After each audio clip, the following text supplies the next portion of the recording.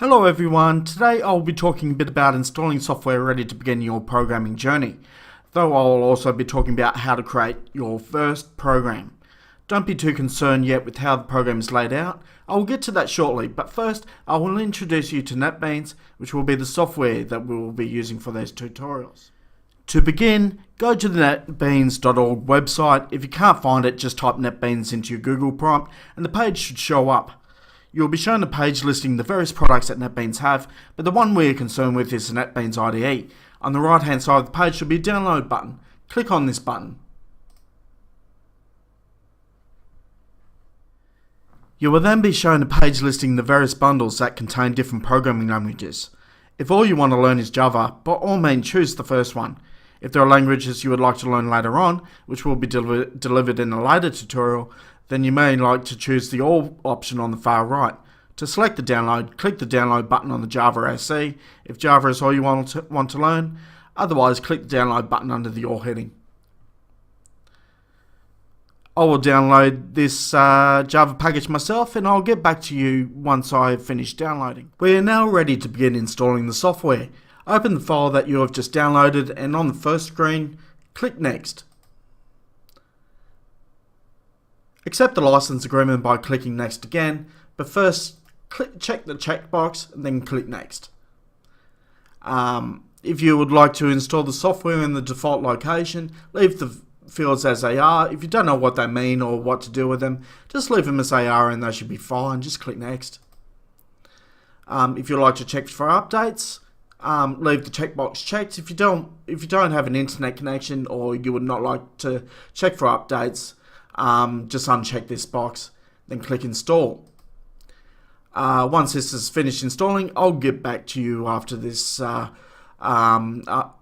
start again. Once I've finished installing this, I'll get back to you.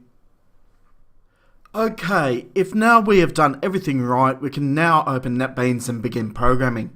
Go to the Start menu and look for NetBeans.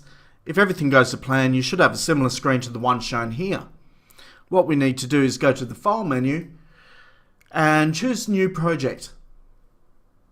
Note that I've tried the latest NetBeans with Java 10 and the two were proven to be incompatible since there were a lot of things that weren't working, such as this window not showing up.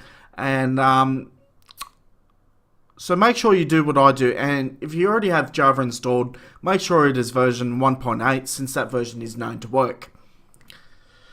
A window will show up and you have an assortment of the types of projects, but what we want to get to is the bare metal for our project, so make sure that Java is selected in the categories section and that Java application is selected on the right, and then click Next below. For the project name, choose Hello World. As the name implies, we are doing a basic Hello World project. For those who have never programmed before, this is a basic project that will show you how the system works. Deselect Create Main Class, as we do not want the computer creating code for us. We want to learn how to do the codes, and because we're good at working things out for ourselves, of course, we are programmers. And then choose Finish. Now, the only changes you'll see so far is that there is now a project listed on the left with what looks like source packages and libraries.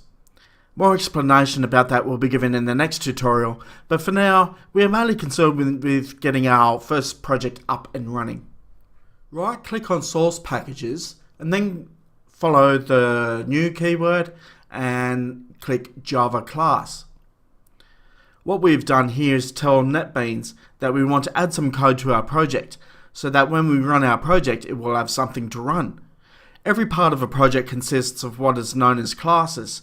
We will go into a bit more depth with classes in a later tutorial, but for now, think of it as a module for the software that we are creating, and since we only need one module for the most basic of things, we only need one class. Enter something descriptive for the class, type in main, and then choose Finish.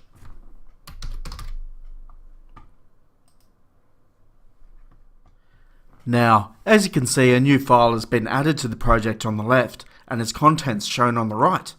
You will see some code in this window. Basically, all this code does is tell the computer that we want to create a module named main, but nothing else. It doesn't do anything.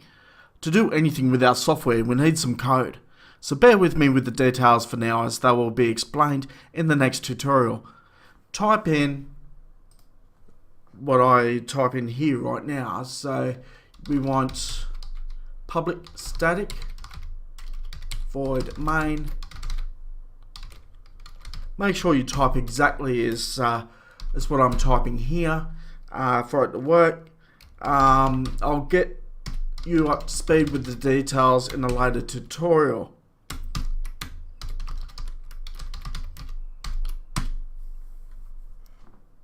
What this basically does is tell the computer that this is where the program begins and that we want to display the message "Hello World." Click the save icon on the toolbar to save our file.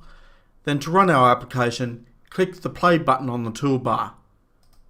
Then the following shows up. From here, just click the word main, then click OK.